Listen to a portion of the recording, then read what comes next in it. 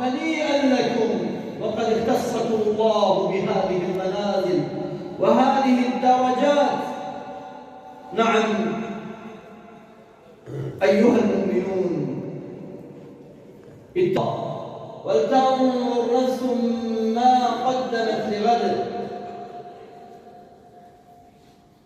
وعلى كل صائم وقد مرت به أيام